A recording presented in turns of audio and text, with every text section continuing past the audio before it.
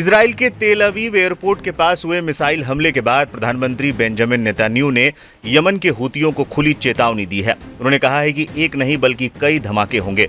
रविवार को यमन के ईरान समर्थित विद्रोहियों ने इजराइल के मुख्य अंतर्राष्ट्रीय एयरपोर्ट के पास मिसाइल से हमला कर दिया था, जिससे कुछ समय के लिए एयरपोर्ट पर विमानों की आवाजाही प्रभावित रही।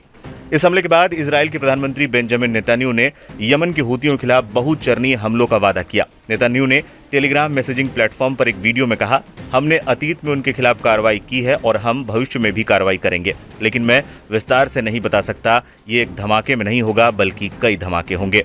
विद्रोहियों द्वारा दागी गई मिसाइल के बाद तेल अवीव एयरपोर्ट के पास एक गहरा गड्ढा बन गया।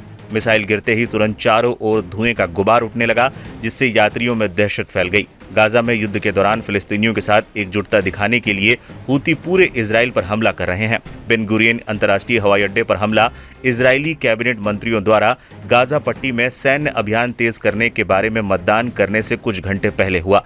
अधिकारियों ने कहा कि सेना ने व्यापक अभियान में हजारों रिजर्व सैनिकों को बुलाना शुरू कर दिया है। हमले के बाद इजरायली सेना ने कहा है कि यमन से लॉन्च की गई मिसाइल को रोकने के कई प्रयास किए गए, लेकिन ये एक दुर्लभ हूती हमला था जिसने इजराइल की हवाई सुरक्षा को भेद दिया।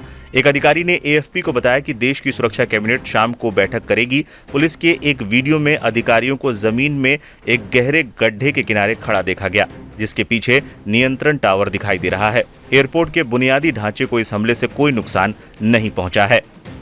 वहीं हूती विद्रोहियों ने इस हमले की जिम्मेदारी लेते हुए इसे गाजा पट्टी में हो रहे इजरायली सैन्य अभियान के खिलाफ जवाबी कार्रवाई बताया है। विशेषज्ञों का मानना है कि हूती विद्रोहियों द्वारा इजराइल के इतने अंदर तक हमला कर पाना न केवल उनकी बढ़ती तकनीकी क्षमता को दर्शाता है, बल्कि इस बात का संकेत भी देता है कि मध्य पूर्व में चल रहे युद्ध अब और अधिक देशों को अपनी चपेट में ले सकता है, वो भी तब जब अमेरिकी फौज हूती लड़ाकों पर ताबड़तोड़ हमले कर रही है। बावजूद इसके हूती लड़ाकों का यह हमला दिखाता है कि अमेरिका के साथ जंग में जूझने के बावजूद उनके हौसले पस्त नहीं हुए हैं, बल्कि वो और ताकतवर हुए हैं। लेकिन अब जिस तरीके से इजराइल के प्रधानमंत्री ने चेतावनी दी है, आने वाले दिनों में ये युद्ध और तेज हो सकता है।